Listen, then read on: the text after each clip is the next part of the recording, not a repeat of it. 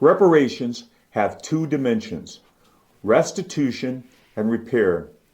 The parable of the Good Samaritan gives us a biblical model for repair. Before I jump into the parable, let's notice that the telling of the parable is preceded by a discussion of eternal life. Jesus tells us that if we want to inherit eternal life, we must love God with all of our heart, all of our soul, and all of our strength, and with all of our mind. But that isn't enough.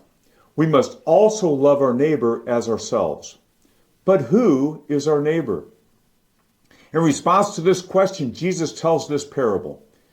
Now, when Jesus makes the Samaritan the hero of his story, immediately the original hearers would have had a gut reaction. They would have been incensed that Jesus was making a Samaritan, a man of a despised race, the hero of the story.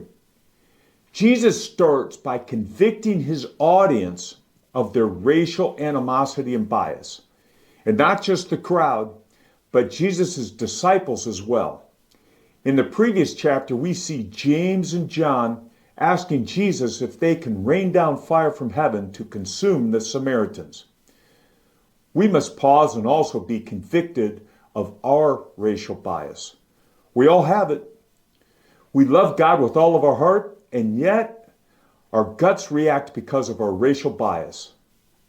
How can we fix our guts? We typically think that if we love God enough, we will love others. And if we love others enough, our guts will follow. But that's not the formula I see in this parable. Jesus tells us to go to that man and repair him. And when we repair him, it repairs our own heart, resulting in us loving him in a new way. And in the process, our guts become reprogrammed. So how do we repair? How do we restore? Restoration is an act of love. Now, that's not the word we normally associate with reparations. The words justice and retribution more easily come to mind. But it is crucial to notice that this story of redemptive repair is introduced by Jesus as an illustration of the call to love our neighbor as ourselves. Here are several lessons we can see in this parable. This command is universal. It is for all of us. It's not just for thieves, their accomplices, and their heirs. Restorative love is personal. It's not transactional. It's not an actuarial calculation. Dr. King said, reparations demands the giving of one's soul. Restoration is sacrificial. The actions of the Samaritan were costly and risky. Restoration is supernatural. It's the willing response that goes beyond what can be enforced by law. So who should we repair? Dr. King said that Black America is that man beaten, robbed, bleeding, lying by the side of the road.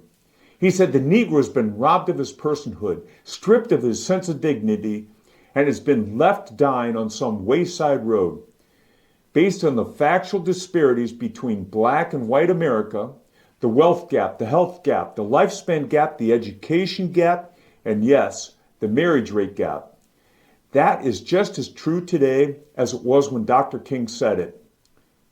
In Embracing Unity cohort, I shared that the parable of the Good Samaritan is a model for reparations.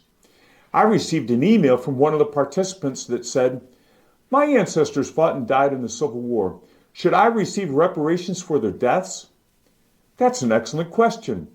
Who should receive reparations for past theft, and how much should they receive? Well, the parable gives us guidance. We are compelled to go, repair, and restore any group in society that has been robbed, beaten, and their descendants today are still lying bleeding by the side of the road. Others have said to me, haven't we already paid reparations? What about the war on welfare? What about affirmative action? Where does this end? Again, the parable gives us guidance. The Samaritan, even while he is binding up the man's wounds, realized that his actions may not be sufficient to restore this man. So he instructs the innkeeper, "Look after him," he said, and when I return, I will reimburse you for any extra expense you may have. This parable commands us to spare no effort in repairing what is broken, to spare no expense to restore to our neighbor what was unjustly taken, and to do these two things until the task is complete. This teaching is for all of us, even if we are not directly culpable. We equip Christians to talk race, to build church unity, and put things right in our communities. We invite you to join our Facebook discussion group or attend our free academy.